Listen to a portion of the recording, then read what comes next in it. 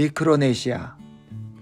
퍼시픽 파라다이스 사장 마장새는 미크로네시아의 섬에 출장 왔다가 서울에서 아버지가 죽었다는 소식을 들었다.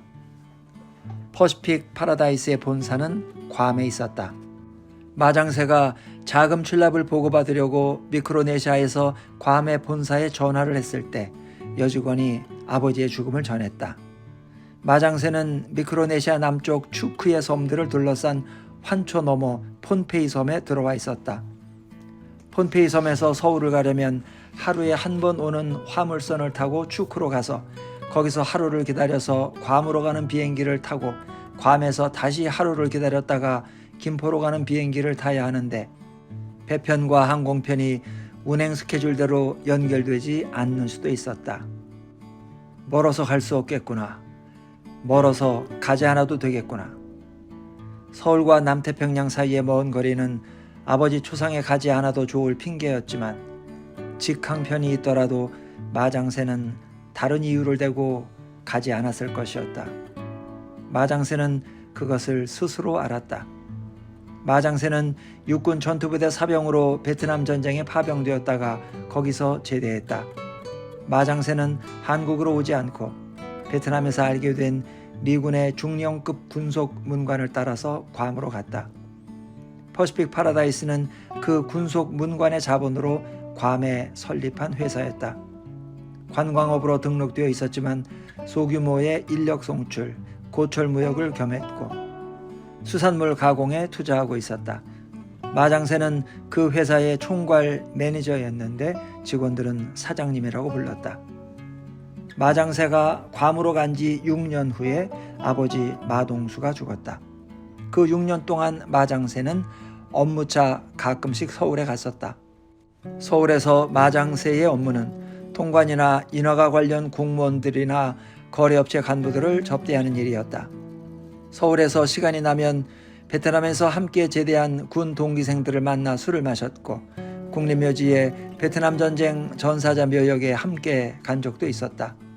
마장새는 서울에 왔을 때 호텔에서 묵었고 한 번도 집에 들르지 않았다.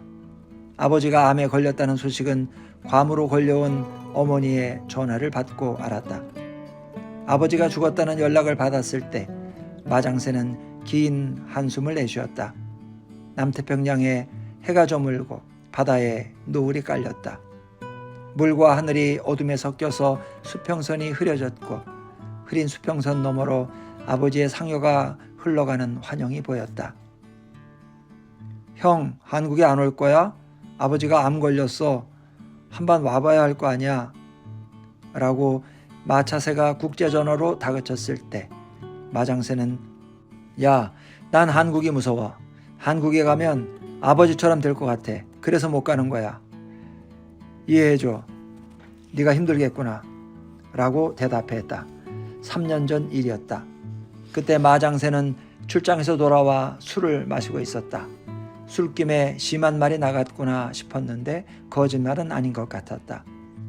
아버지는 삶에 부딪혀서 비틀거리는 것인지 삶을 피하려고 저러는 것인지 마장새는 알 수 없었지만 부딪히거나 피하거나 다 마찬가지인 것 같았다.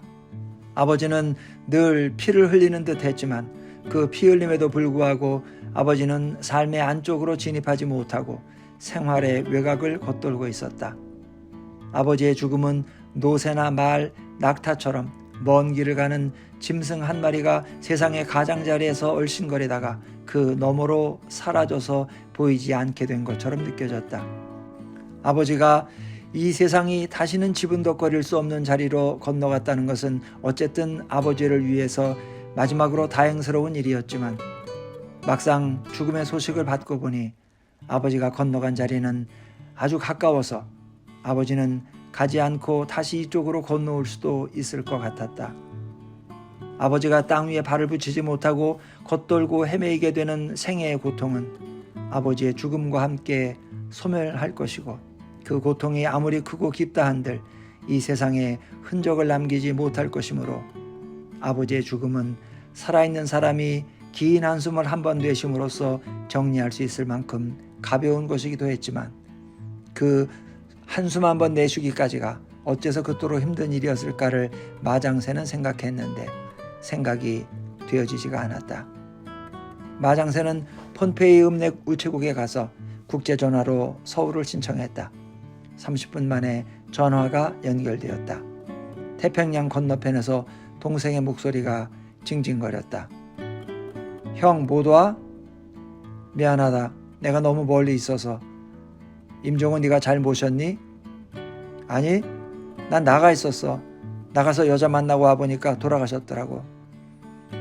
그래도 네가 효자다. 네가 장남해라. 네가 힘들겠구나. 네가 힘들겠어. 마장새는 서둘러 전화를 끊었다. 마장새는 다시 괌 본사의 격리 직원을 불러서 서울의 마차새에게 $500를 송금하라고 지시했다. 마장새는 또 서울의 거래처와 룸살롱 주인, 유관 공무원들에게 부고해서 장남이 초상에 가지 못하는 사유를 설명하고 보의금이 마차새에게 전달되도록 하라고 지시했다. 마장새는 폰페이 섬에서 남은 출장 일정을 계속했다. 마장새는 도요타 지프로 섬의 해안을 답사했다. 현지인 직원 시누크가 지프를 운전했다. 시누크는 35살이었는데 노인처럼 보였다. 시누크의 어머니는 친우족 여자였다. 친우족은 2차 대전 말기에 이 섬을 점령했던 일본군의 해안포 진지공사에 동원되었다. 시누크의 어머니는 일본 육군 하사관의 씨를 받아서 시누크를 낳았다. 시누크는 마장새를 상전으로 모셨다. 시누크는 복종의 태도가 몸에 박여 있었지만 비굴해 보이지는 않았다. 마장새의 출장 목적은 섬의 곳곳에 버려진 자동차 고철의 물량을 파악하고 운반 작업비의 견적 초안을 작성하는 일이었다. 퍼시픽 파라다이스는 창업 초기에 관광업으로 등록해 놓고 별 3개짜리 호텔을 전세내서 매춘을 알선했다. 마장새는 남태평양의 여러 섬에서 모아온 원주민 여자들과 취업비자로 데려온 한국인 여자들을 호텔에 감춰놓고 관광 온 사내들에게 붙여주었다. 여자들의 종족이 다양해서 고객은 늘 밀려 있었다. 베트남 전장에서 만난 군대 동기생 몇 명이 괌에 놀러왔을 때 마장새는 술을 먹여주고 여자를 붙여주었다. 동기생들이 서울로 돌아가서 마장새의 사업을 여자 장사라고 소문냈다. 소문은 거꾸로 돌아서 괌에까지 흘러왔고 단속이 잦아졌다. 퍼시픽 파라다이스는 관광업을 명의 변경해서 계열 분리했고 중고자동차 무역을 시작했다. 미국의 원조 자금이 풀리자 섬은 개벽 이래의 구매력에 흥청거렸다. 구매력은 욕망과 실물 사이를 이어주었다. 자본은 원조의 탈을 쓰고 섬으로 들어와서 공항과 항만, 일주도로를 건설했고 휴양시설을 지었다. 마장새는 한국과 일본에서 쓰다 버린 중고 자동차를 헐값에 매집해서 남태평양의 여러 섬에 팔았다. 원주민들은 자동차를 소유함으로써 선진 문명의 대열에 합류하려 했고 섬의 지방정부들은 경기를 부양시키기 위해 운전면허를 남발했다. 중고 자동차는 불티나게 팔렸다. 섬의 도로는 대부분이 비포장이었고 홍수 때는 웅덩이가 패였다. 섬에는 정비업소가 없었고 부속품과 연료는 구하기 어려웠다. 중고 자동차는 팔린 지 몇 달 안에 고장이 났고 고장난 자동차는 수리할 수가 없었다. 자동차는 아무 곳에나 버려져서 벌겋게 녹슬어 있었다. 섬에 항공노선이 열리자 관광객이 몰렸다. 지방정부는 이 추악한 고철을 제거하기 위해 다시 마장새와 교섭했다. 이 고철을 톤당 $300에 실어내기로 지방정부와 마장새 사이에 가계약 수준의 교섭이 진행 중이었다. 마장새는 이 고철을 다시 한국에 가져와서 팔거나 아니면 남쪽 바다로 내려가서 무인도 뒤쪽에 버릴 작정이었다. 지프는 섬의 남쪽 맹그로브 해안을 따라서 달렸다. 일주도로는 해안으로 바싹 접근했고 왼쪽으로 일본군 동굴포대의 어두운 입구가 보였다. 도로는 섬의 남단을 돌아서 고지로 연결되었다. 해안 고지에는 220밀리 야포들이 연안 항로를 조준한 채 녹슬어 있었고 반쯤 무너진 일본군 막사 안에서 원주민들이 살림을 차렸다. 옥쇄진지 위에 빨래를 널었고 벙커 안에서 반나의 여자가 갓난아기에게 젖을 먹이고 있었다. 주민들은 녹슨 무기와 진지 사이에 서식했다. 맨발의 아이들이 그늘에 앉아 야생화로 손톱을 물들였고 나뭇가지로 불을 지펴서 조개를 구워 먹었다. 아이들은 발가락이 길었고 발등이 얇았다. 자동차 고철은 마을과 해안 곳곳에 처박혀 있었다. 마장새는 가끔씩 지프에서 내려 고철이 방출된 상태를 살폈다. 물에 빠졌거나 뻘에 묻혀 있으면 중장비를 써야 할 터인데 작업 단가를 다시 협상해야 할 것이었다. 시누쿠가 고철의 상태를 사진 찍었다. 고철의 물량보다도 처박혀 있는 상태가 더 큰 문제라는 것을 마장새는 섬에 출장 와서 확실히 알게 되었다. 톤당 계약에서 건당 계약으로 바꾸지 않으면 이윤이 없을 듯했다. 끌어내기 쉬운 자리에 고철은 종량제로, 난이도가 높은 물건은 건당으로 계약하고 사업기간을 길게 잡아서 현금이 장기간에 걸쳐서 안정적으로 회전되도록 해야 할 것이었다. 그러자면 시누쿠에게 맡길 일이 아니고 현장의 난이도와 장비에 대한 감각이 살아있는 과장급 한 명을 다시 보내서 정밀 답사해야겠다고 마장새는 판단했다. 출장은 유익했다. 마장새는 저녁 7시에 호텔로 돌아왔다. 호텔은 해안 절벽 위에 들어서 있었다. 절벽 위에는 다른 건물이 없어서 호텔은 밀교 사원처럼 보였다. 새들이 호텔 지붕 위에서 일몰의 바다를 바라보고 있었다. 전쟁 때 일본군 대공포 부대의 사수 진지가 있던 자리라고 호텔 안내 간판에 적혀 있었다.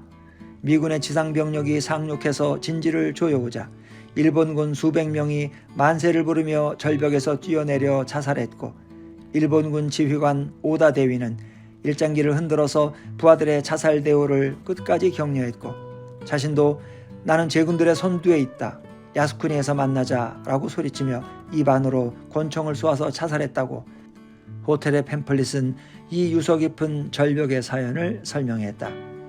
이 고지를 폭격하다가 일본군의 대공포에 추락한 미군 그러먼 전투기의 프로필러 조종사 켈런 중위의 헬멧이 호텔 로비에 전시되어 있었다. 호텔의 이름은 클리프였다. 마장새는 야외 테이블에 시누쿠와 마주 앉아 맥주를 마셨다. 백인 남녀들이 옆자리를 차지하고 있었다. 스쿠버 다이버들이었다. 여자들은 비키니 차림으로 평상에 누워서 볕이 들기를 기다렸다. 바다 밑 산호초 숲속에 일본 해군 군함 100여 척과 미군 폭격기 수십 대가 가라앉아 있고 그 잔해 속에 열대의 진기한 물고기가 모여 있어서 호텔 주변의 물밑은 해저 관광의 명소로 꼽혔다. 물 밑에서 조종사들은 백골이 되어서 조종석에 앉아 있는데 눈구멍으로 물고기가 드나든다고 스쿠버 다이버들이 전했다. 야자나무 한 그루가 박힌 바위가 가까운 바다에 떠 있었고 그 너머에서 수평선이 어둠에 풀어지고 있었다. 웨이터가 다금바리 구이를 가져왔다. 다금바리 등에 보랏빛 윤기가 흘렀다. 마장새는 나이프로 아가미를 벌렸다. 분홍색 빗살이 드러났고 빗살 사이의 깊이가 어두워 보였다. 고요한 아가미였다. 마장새는 더 이상 숨을 쉬지 않을 아버지의 호흡기를 생각했다. 서울과의 시차는 1시간이었다. 별들이 돋아나서 와글거렸다. 시누쿠는 말없이 생선을 먹었다. 시누쿠의 목은 길고 살갗이 늘어져서 늙은 닭모가지처럼 보였다. 음식을 삼킬 때 목을대가 흔들려서 힘겨워 보였다. 별이 많구나 시누쿠. 시누쿠가 영어로 대답했다. 밤에는 바다의 물고기가 별이 되어서 하늘을 헤엄쳐 다닌다고 우리 할머니가 그랬다. 여기 하늘에는 별이 바다의 물고기보다 많다. 시누쿠가 섬의 지도를 펼쳐서 마장새 앞으로 내밀었다. 내일 일정을 말해달라. 일기예보에 비가 온다더라. 3일장이면 아버지는 내일 땅에 묻힐 것이었다. 내일 서울 날씨는 어떤가? 그건 모른다. 마장새는 지도를 옆으로 치웠다. 내일 비가 오면 하루 쉬자. 호텔방에서 술 마시자. 그런데 시누쿠, 어제 서울에서 나의 아버지가 죽었다. 시누쿠는 선교사들에게서 배운 대로 이마에서 가슴으로 십자가를 그렸다. 시누쿠가 말했다. 서울에 안 가나? 안 간다. 멀어서. 전에는 가끔 갔었지 않나? 한국 조상은 사흘에 끝난다. 지금 가도 늦는다. 늦게라도 가면 어떤가? 글쎄다. 시누쿠가 어두운 바다로 시선을 돌린 채 말했다. 너희 아버지는 혼자서 죽었나? 그렇다. 내 동생이 외출했을 때 죽었다. 나의 아버지는 집단 자살로 죽었다. 미군이 섬에 쳐들어왔을 때 다들 자살 공격을 하다가 죽었다. 그 일본군 중에 한 명이 나의 아버지란다. 누군지는 모른다. 그때 바다가 시체로 썩어서 10년 동안 물고기가 오지 않았다. 시누쿠가 다시 십자가를 그렸다. 풍미하는 씨앗 한 개가 바람에 불려다니다가 남태평양의 작은 섬에 떨어져서 시누쿠가 태어난 것이려니 하고 마장새는 생각했다. 그런데 나는 왜 이 인연 없는 섬의 원주민 사내와 내 아버지의 죽음을 이야기하고 있는 것일까? 내 아버지와 시누쿠의 아버지는 바닷물이 건너편 연안에 닿듯이 철새가 대륙을 건너다니듯이 보이지 않는 인연의 사슬로 엮어져 있는 것인가? 마장새는 거푸 맥주를 마셨다. 바다는 어두워졌고 긴 해안 단해에 파도가 부딪혀서 인광이 절벽 위로 솟구쳤다가 흘러내렸다. 우리 엄마는 내 아버지가 누군지 모르는 걸 다행으로 여긴다. 마장새가 말했다. 아버지 얘기는 그만하자. 늦었다. 들어가서 자자. 죽은 사람은 제가 죽은 줄 모른다. 우리 엄마가 그랬다. 마장새는 자정이 지나서 잠들었다. 천장에 붙은 도마뱀이 바늘 끝 같은 눈으로 마장새를 내려다보았다.